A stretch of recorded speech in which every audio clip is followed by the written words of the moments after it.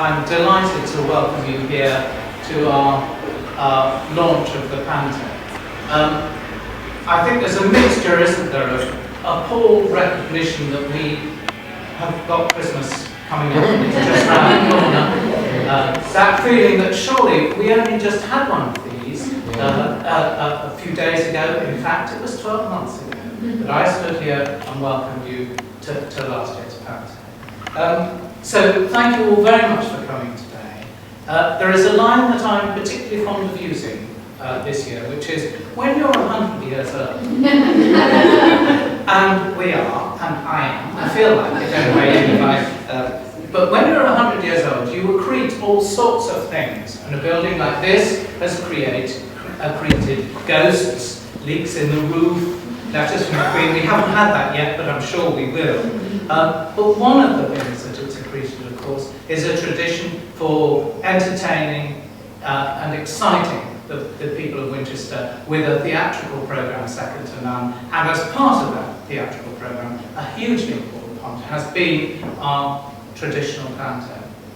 And I'm really, really pleased that, if you like, a tradition now exists within a tradition for our Pantos. Their very special family nature, their very special relationship with the people of Winchester. And I'm astonished as I walk about the town how many people tell me that they are looking forward to it already, that they really want to come, that they have been coming, man and boy, since they were young. So this is part of the warp and weft of the city's life, and I'm enormously proud of the fact that still 100 years on, we're still part of the warp and weft of the city's life, and that our Panto is a really, really important part of that. The newer tradition, if you like, is of course having the brilliant Panto team who produce our Panto for us each year. Jamie Barry, Simon Slater and Rachel Fox are the leaders of that team, and they're here today. And we're enormously proud of what they've achieved, the way they've achieved it, and the way that each year comes up fresh, sparkling, different, better. And that's what we're here to do, always to develop, to go forward. And as part of the fresh, sparkling and better Panto, what could be more important than our fresh, sparkling and better cars? So it's of course a huge delight to see you here too. It's also a great delight to see all of you, people who represent our city, our sponsors, and all those who support us, as well as those who talk to the city through our local paper and our media partner.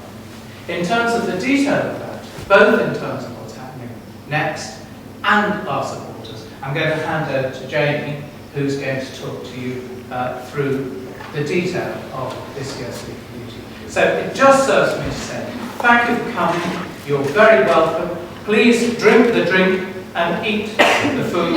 Can I just warn you that what looks like orange juice isn't? And what looks vaguely sort of sinister and punchy actually is the one that's non-alcoholic. It's non-alcoholic. And if you drink a blue drink, you deserve everything. Thank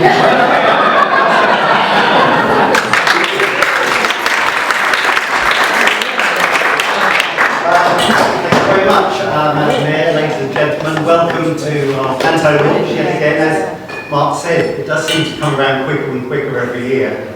It's Panto all year round in my house. It really is.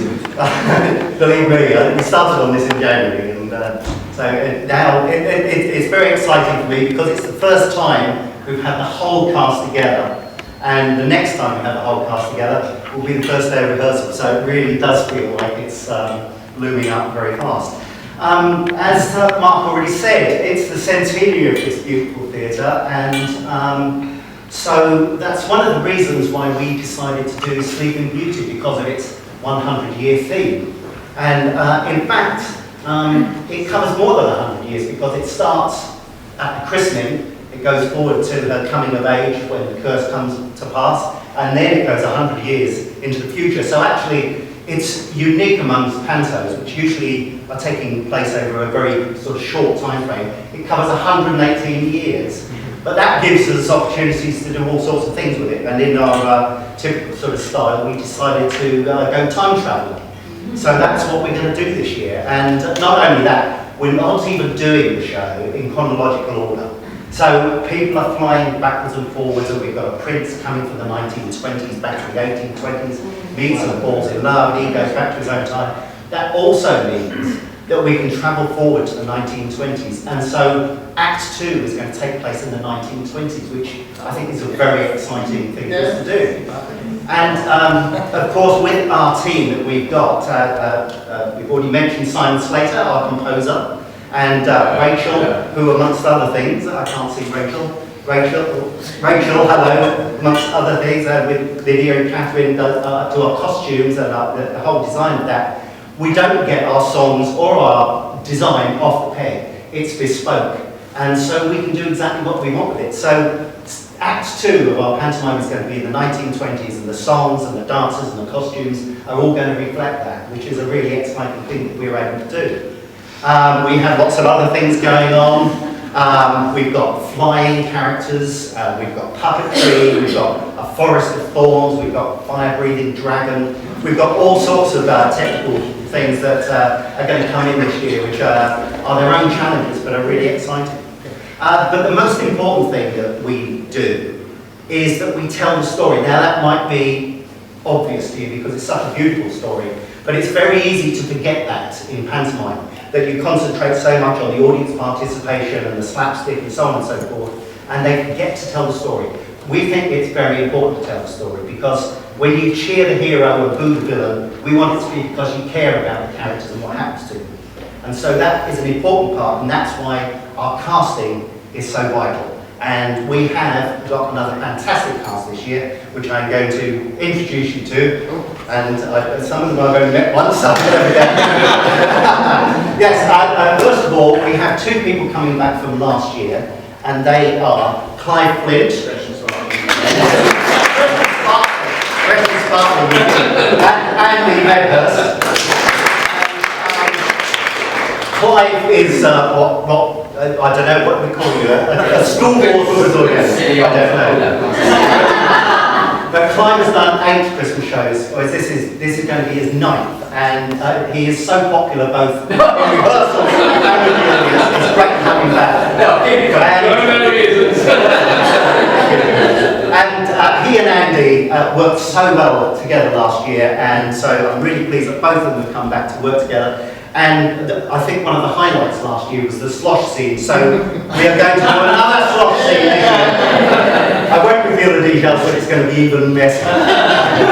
But I've had to write a special scene after it, just so we can get it cleaned up. So that's going to be fun. So those two have come back from last year. We also have 2 people who have not done Panto with us before, but have been here before. Now, David Benson.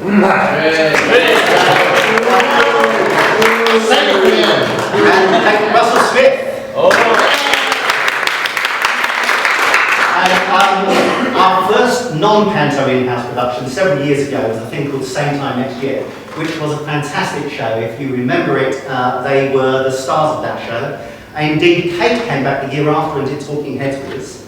And I worked with Kate last year at another venue that I won't mention. And we had such a good time, and I asked her and I said, please come and work for us. And so she's going to be our bad fairy.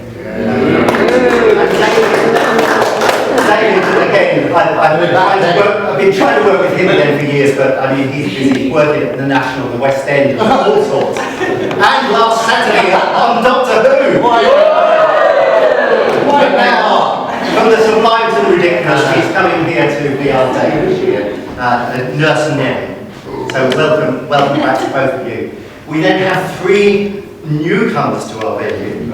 I think I'm right in saying that. We have Rosanna Miles.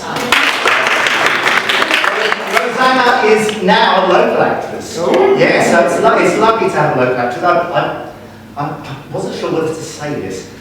We auditioned Rosanna last year, and she did a fantastic audition for us. We were doing Snow White last year, and I ended up and said, unfortunately I can't cast you because you're shorter than 2 of the dwarfs.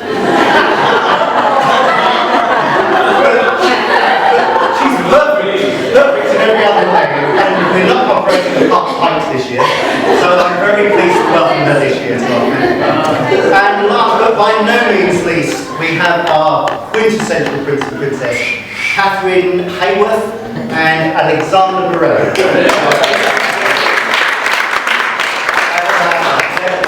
They weren't born to play Prince and Princess. So welcome to the whole cast. I'm really excited to be working with you. And as I say, next time we get together, off the script, learn all the songs. And it's the first time some of them have met. Yeah, I will send you a script eventually. I'm just tweaking it. I've taken the fresh and sparkling note and I'm going to go away and do it.